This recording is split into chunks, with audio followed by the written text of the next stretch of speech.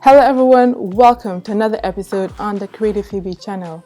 I'm your host Phoebe, and on this channel, we as culinary-curious millennials level up our culinary game so that we can confidently cook the foods we love to bring healing to our bodies. And if that's something you're interested in, be sure to click that red subscribe button.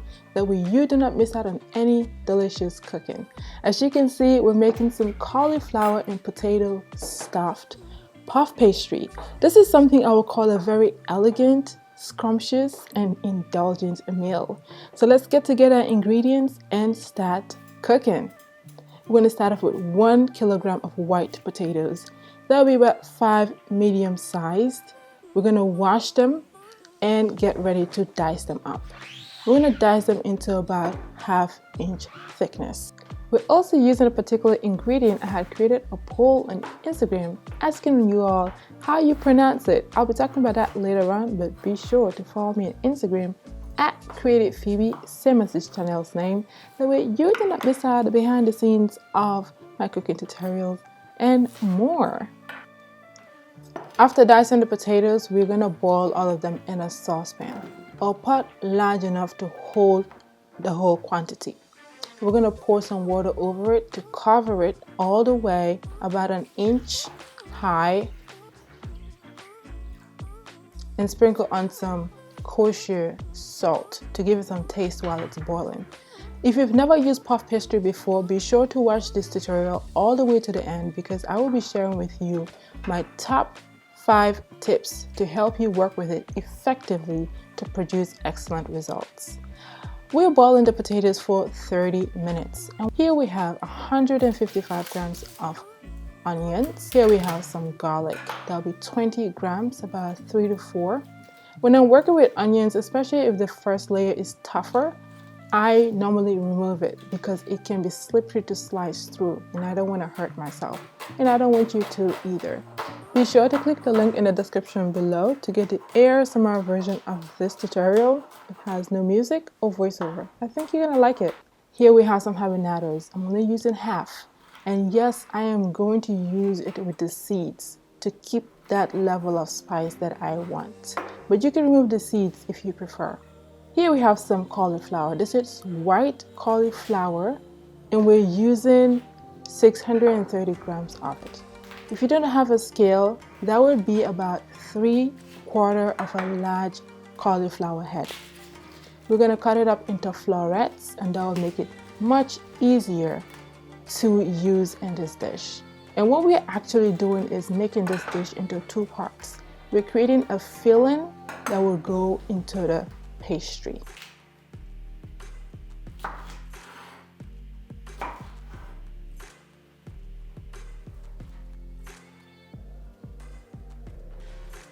Alright, after that, we're going to put away our chopping board and get ready to start putting all of this together by cooking the ingredients. We're first of all going to pour in 3 tablespoons of sunflower oil or any cooking oil of your choice. We're going to bring it up to nice temperature for about 2 to 3 minutes. Here we have our potatoes that we've already drained, and we're keeping in the colander while we saute our onions, garlic, and habanero peppers. We're gonna season this with 2 teaspoons of cumin seeds. We're gonna add in 1.5 teaspoons of kosher salt and 2 grams of fresh thyme sprigs. That would be just a few thyme sprigs, nothing quite specific, but it adds such a nice punch of flavor to this dish. Now allow this to saute for about 5 to 7 minutes. Alright, after that we're going to add in our cauliflower florets and stir it in with the aromatics. And right after that we're going to be adding in our liquid ingredients before we allow our cauliflower to reduce down and be soft and tender. Here we have some coconut milk, and that will be 180 grams, which is also 180 mils. I'm going to use 1 tablespoon of Worcestershire sauce. This is the sauce I was talking about that I had a poll on Instagram asking my viewers how they pronounce it, and I would love to know how you pronounce it. You can just put it in the comments phonetically. And if you're wondering if you can make your own coconut milk, yes you can. I've also added a link in the description below, that way you can make some, and I've also added a card at the top right hand side of your screen. So just click on that and it will take you right to it.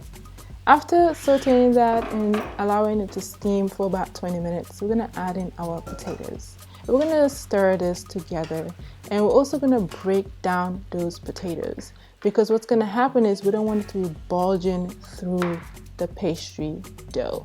So just take your wooden spoon and mash it down. We're also going to taste and make sure everything, all of our seasonings, taste well. Right about now, we're gonna season with 1/4 teaspoon of ground black pepper.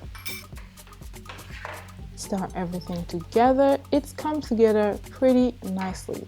And what we're gonna do right now is allow it to cool. We need this to cool completely. And tip number 1, allow your filling to cool completely before working with puff pastry, because it's gonna melt the butter that is used to make the puff pastry. So here we're making some egg wash. 1 egg with sprinkle of kosher salt and black pepper. That way we can brush it onto the dough to give it a really nice sheen. Also add in a tablespoon of coconut milk. You can also use 1 tablespoon of water instead, but adding the coconut milk just adds another level of flavor on top of that crust. Here we chilled our filling. Yes, you can make this filling up to 6 hours in advance. That way it is completely cool, so you can just keep it in your refrigerator until you're ready to use it. I just brought the puff pastry from the fridge. If it is frozen, put it in your fridge until you're ready to use it. When you're ready to use it, take it out and use it immediately. Tip number 2, work with your puff pastry when it's cold to the touch, still soft. Sometimes they come rolled in parchment paper or plastic.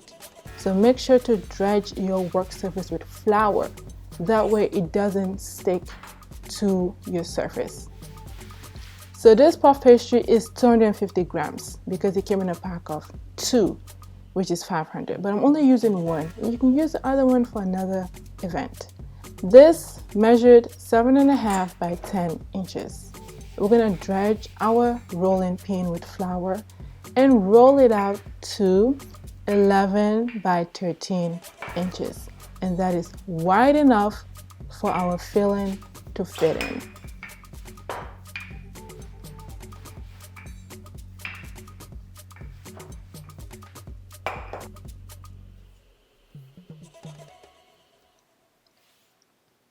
All right, now that we've got our measurements and it is wide enough and long enough, we're gonna transfer this to the parchment paper that we're gonna bake our pie on. Yes, it is a pie because it's going to be enclosed. So let us open it and spread it well onto our parchment paper. Make sure it fills the space. And let's begin to spoon our cold filling on it. Fill it until you have about 2 inches away from the edges. And we're gonna brush the edges with the egg wash that we mixed earlier, and this will help for us to press the edges of our dough seamlessly. All right, so now let's cradle the filling so that the long edges will come together. And just watch how that happens. It might take a while, but also make sure tip number 3, walk quickly with your dough, because you do not want that butter to melt. Aside from not wanting to use hot filling, just make sure you're working quickly because your hands are warm and your room temperature might be warm as well, depending on your weather conditions. So work very quickly.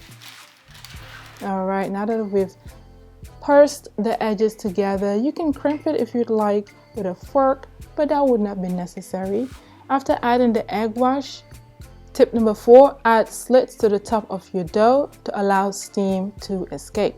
And after that, let's sprinkle on some cumin seeds. It's decorative and it also adds flavor to the dough after it bakes. Now we're going to chill this for 10 minutes in our freezer before we take it out and bake it at 425 degrees Fahrenheit for 30 minutes. Be sure to preheat your oven before working with the dough. That means also before making the egg wash. And once our puff pastry is baked, here are the results. It's golden, it's flaky, and may I say, elegant. And while we're allowing it to cool for 5 to 10 minutes, let's sprinkle on our vocal spice. Join me as I include the words on the screen. Dear Lord, we thank you for the gift of a new day and a healthy meal. Give us your peace as we thankfully partake of it with our loved ones for the healing of our bodies. Amen. All right, let's enjoy what we've made. Use a serrated knife to cut through it. You can serve this for lunch, brunch, perfect for a gathering. You can also have it alongside a salad. And while you're enjoying it, be sure to like this video, share it if you may, and comment if you have any questions. Till then, take care of your healthy selves and chat with you soon in my next episode. Goodbye.